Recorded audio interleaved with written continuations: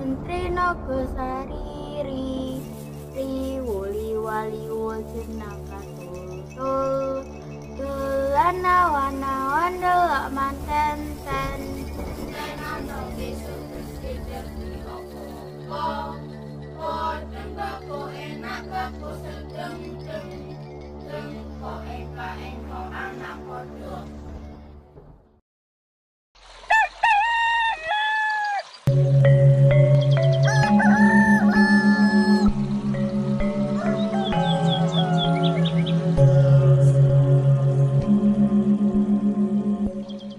Ketika pelarian Raden Wijaya dari serbuan Jaya Katuang terhadap Singosari menjadikan Raden Wijaya mengungsi di bawah lindungan Arya Wiraraja.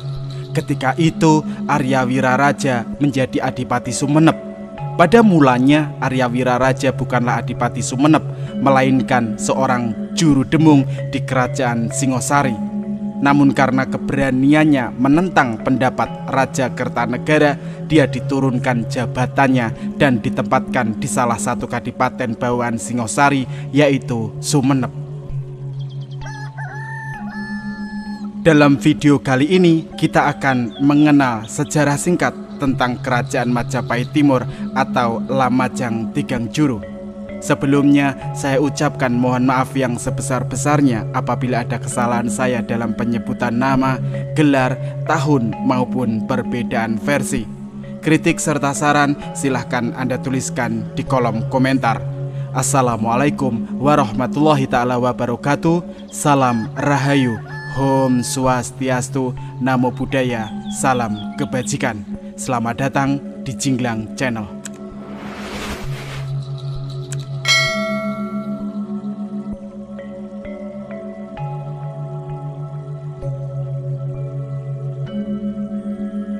Atas saran dari Arya Wiraraja, Raden Wijaya akhirnya berhasil mengalahkan pasukan Jaya Katuang meski atas bantuan Mongol. Juga atas saran dan strategi Arya Wiraraja lah Raden Wijaya berhasil menumpas sekutunya ketika Mongol berpesta di pesisir utara Laut Jawa. Maka Raden Wijaya menjadi Raja Majapahit pengganti Singosari.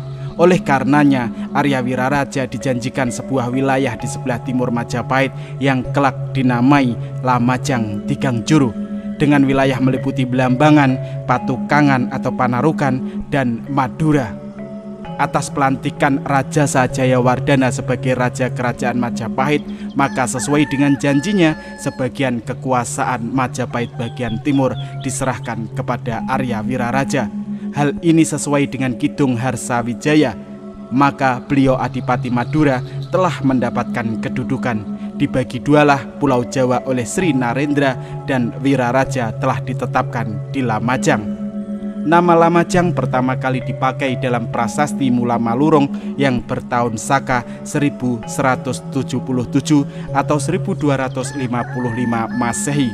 Penyebutan nama Lamajang banyak juga dijumpai di dalam kidung-kidung yang ditulis untuk menceritakan kebesaran Majapahit dengan para tokohnya seperti Kidung Ronggolawe, Kidung Harsawijaya, dan Kidung Panji Wijaya Krama. Sedangkan Babat Tanah Jawi menyebut peranan penting Lamajang yang sudah berganti nama Lumajang pada abad ke-17.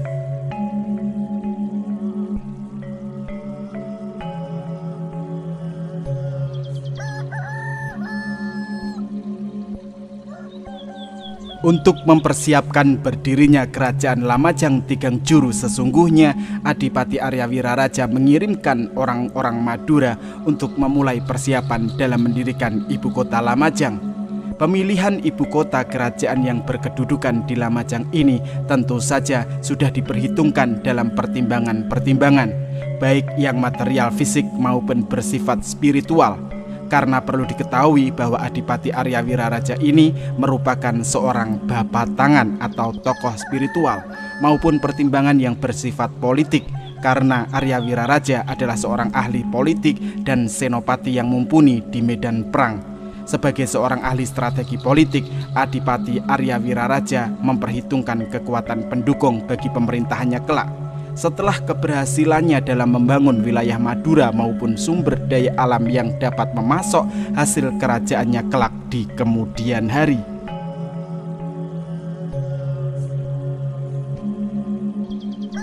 Alasan Arya Wiraraja memilih ibu kota kerajaan di Lamajang karena pertama, dimungkinkan secara genealogis Adipati Arya Wiraraja merupakan seorang yang berasal dari Lamajang. Hal ini jelas merupakan suatu kekuatan utama karena dengan berada di wilayahnya sendiri, Adipati Arya Wiraraja telah dapat meletakkan dasar-dasar bagi pemerintahan yang kuat. Kedua, daerah Lamajang pada masa itu merupakan daerah yang terkenal dalam hal spiritual, di mana daerah ini merupakan tujuan utama dalam perjalanan spiritual, mengingat ada Gunung Semeru yang merupakan gunung tertinggi di tanah Jawa. Dalam kitab Tantu Panggelaran, Gunung Semeru dipercaya sebagai ujung Mahameru yang dipindahkan dari Jambudwipa atau India ke tanah Jawa, karena daerah ini sering dilanda gempa berkepanjangan. Dari cerita seperti ini, Gunung Semeru kemudian dipercaya sebagai tempat para dewa sehingga banyak orang berusaha untuk mengadakan ritual suci dan pemujaan di gunung ini, mulai dari rakyat kebanyakan sampai pada para raja dan bangsawannya. Hal ini dapat dilihat dari perjalanan ritual suci Raja Kameswara dari Kediri yang melakukan pada tahun 1182 Masehi seperti yang ada dalam prasasti Ranu Kumbolo. Ketiga, karena Lamajang ini dikenal sebagai daerah yang bersifat material atau kaya dengan bahan-bahan kekayaan alam yang melimpah seperti padi, palawija, maupun buah-buahan dan hasil hutan. Hal ini dikaitkan dengan nama Lamajang yang berasal dari kata lumah dan ajang yang berarti suatu daerah yang posisinya seperti mangkok dan merupakan tempat untuk makan.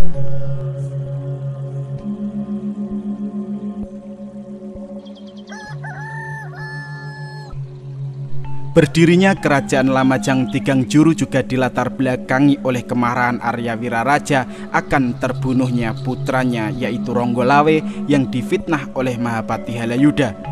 Arya Wiraraja membangun sebuah ibu kota dan benteng sepanjang puluhan kilometer, lebar 6 meter dan tinggi 10 meter. Ditambah lagi benteng tersebut dikelilingi oleh 4 sungai, yaitu Sungai Bondoyudo di sebelah utara, Sungai Winong di sebelah timur, Sungai Cangkring di sebelah selatan yang merupakan sungai buatan, dan Sungai Ploso di sebelah barat. Ditambah lagi setiap lekukan sungai didirikan sebuah bastion. Hingga sekarang terdapat 2 bastion yang masih tersisa reruntuhannya. Tidak banyak catatan tertulis yang kita dapatkan dari zaman Lamajang Tigangjuru dan masa pemerintahan Arya Wiraraja di Lamajang yang sampai pada kita, baik melalui prasasti, babat, kakawin maupun kidung.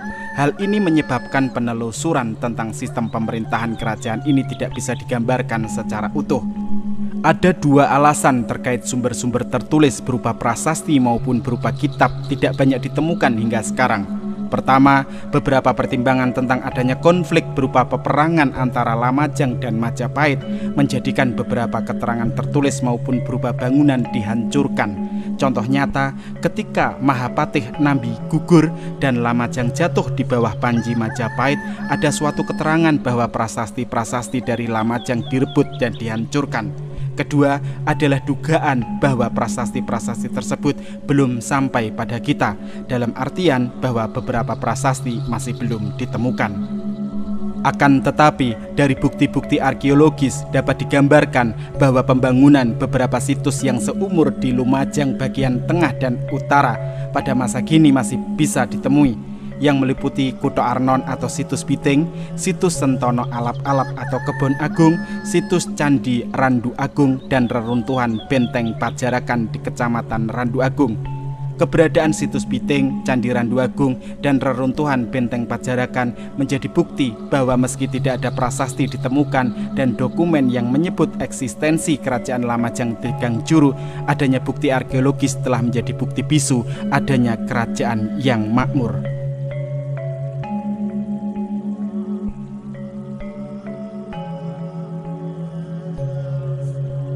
Mahapatih Empu Nambi ketika berperang dengan Majapahit mendirikan benteng di Dusun Pajarakan. Kitab Negara Kertagama menceritakan masalah ini dalam buku 48-2 yang artinya tersebut pada tahun Saka Mukti Guna Paksarupa 1238 atau 1316 Masehi, bulan Madumasa atau Maret sampai April, Prabu Jayanagara berangkat ke Lamajang menyerang dan menghancurkan musuh. Nambi sekeluarga dibinasakan dan kota Pajarakan dihancurkan. Seluruh negeri ketakutan, ngeri pada keberanian Baginda Raja yang bertahta. Candi Randu Agung berdasarkan sejarahnya masih berhubungan dengan benteng Pajarakan yang merupakan benteng pertahanan. Berbeda dengan benteng Pajarakan yang telah rata oleh tanah, Candi Randu Agung masih dalam keadaan utuh meskipun terdapat beberapa kerusakan oleh tangan jahil. Terdapat sebuah lubang di bagian tubuh candi. Berdasarkan sejarah lisan, lubang ini ada karena pembongkaran oleh seseorang yang ingin mencari harta karun di dalamnya. Berdasarkan sejarah lisan, dengan beberapa masyarakat sekitar yang didukung oleh pernyataan salah satu staf Purbakala Museum daerah Kabupaten Lumajang menjelaskan bahwa situs Candi Randu Agung ini diperkirakan merupakan tempat di mana Empu Nambi melakukan perenungan, sehingga masyarakat sampai sekarang menyebutnya Candi Gelisah. Demikianlah sedikit ulasan kisah singkat dari Kerajaan Majapahit Timur atau Lamajang Tigang Juru. Apabila ada kesalahan saya dalam penyebutan nama, gelar, tahun maupun perbedaan versi, saya haturkan mohon maaf yang sebesar-besarnya. Akhirul kalam, wassalamualaikum warahmatullahi taala wabarakatuh. Salam Rahayu, Om Swastiastu, Namo Buddhaya, salam kebajikan.